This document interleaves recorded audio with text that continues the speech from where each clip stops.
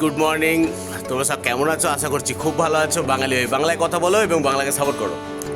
তো এখন বাজে 10টা, 10:30টার মধ্যে যাবো এক জায়গায়। তো আজকে একটা আমার জন্য হয়তো খুশির দিন না দুঃখের দিন সেটাও জানি না, তোমরা ডিসাইড করো। সবই তোমাদের সঙ্গে শেয়ার করবো। আজকে সারাদিনে কী কী করছি, কোথায় যাচ্ছি, কী করব, কেন যাচ্ছি, টোটাল জিনিসটা শেয়ার করবো। তো আজকের ভিডিওটা দেখতে থাকো আর মজা নিতে থাকো।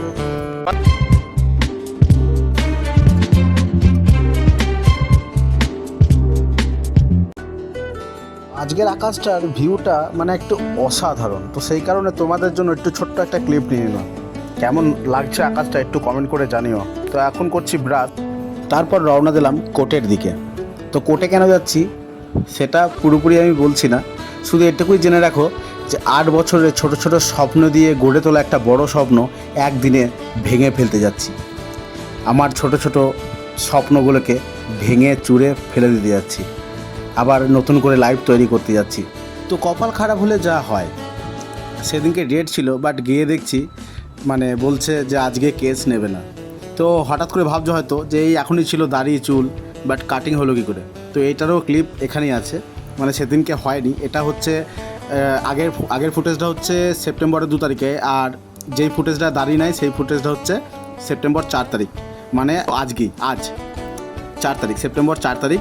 তো এটা ওর থেকে পুরোপুরি আমার মানে কি বলবো, মানে এগুলো বলার কিছু নয়, যে আমার কপাল থেকে সব কিছু পুরনো জিনিস মুছে দিয়ে আবার নতুন করে কপাল তৈরি করে এলাম। তো প্লিজ দেখতে থাকো। আর হ্যাঁ, এখানে শেষ নয়, লাস্ট একটা ভালো খাবারের রেসিপি দেখাবো, সেটা দেখতে পারো। লাস্ট পর্যন্ত ভিডিওটা দেখো এবং মজা নাও।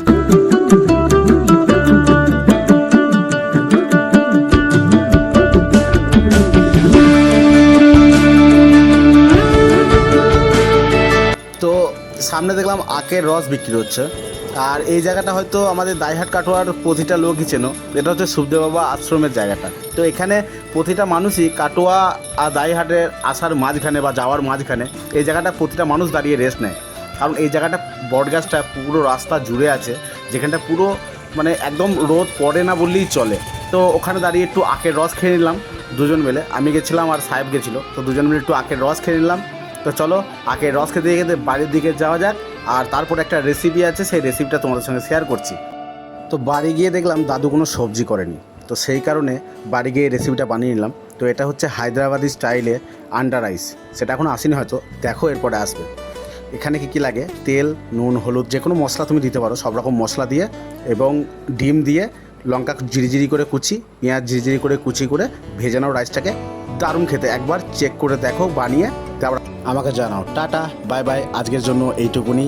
নেক্সট ভিডিও নিয়ে আবার আসছি আমি।